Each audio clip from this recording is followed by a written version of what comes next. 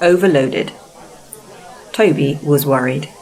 So many workmen were needed at the quarry that Henrietta wasn't able to carry them all. Bertie did his best to help, but he couldn't get closer than the quarry gate. "We need another coach to take them inside," Toby complained.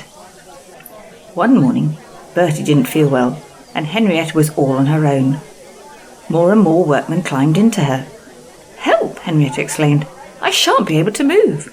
"We can't either," grumbled the workmen. "We're too squashed together." Henrietta had a balcony at each end, and soon even these were packed. She was fuller than ever before. Toby had a hard job starting. "Come on, come on, come on, come on," Toby fussed impatiently, his wheels slipping on the damp rails. People in the street stared as the train struggled past. Toby rang his bell cheerfully, but Henrietta wasn't so happy. Suddenly, a car came out of a side street in front of them. Toby's driver put on the brakes at once. The train stopped quickly, and some of the workmen were pushed against the railing of Henrietta's front balcony. It bent, but luckily it didn't break. A policeman passing on a bicycle stopped and wrote something in his notebook. "Oh dear," Henrietta said to herself. "That means trouble, I think." She was right.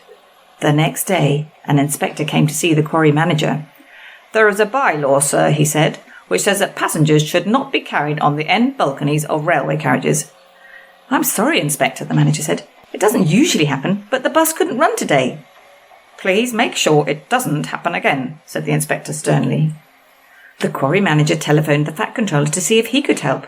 The fat controller wasn't hopeful, and the quarry manager went home to tea shaking his head sadly. A few days later, Thomas stopped at the station by the river. As they waited, he heard a buzzing noise from behind a hedge near the platform. Suddenly, there was a rustling and a loud crash. A man's head appeared above the hedge. He had a saw in his hands.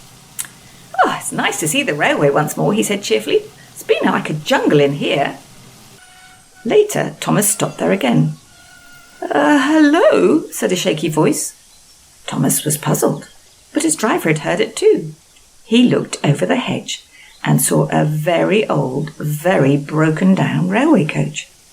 "What's your name?" asked the driver. "Victoria," replied the coach shyly. "Are you Thomas's driver?" But before he could answer, the guard's whistle blew, and they had to go. At the top station, Toby told Thomas about the workmen. "I really need another coach," he said sadly. "But we've just found one," said Thomas excitedly. "She's in an orchard near the river, and she is old and lonely."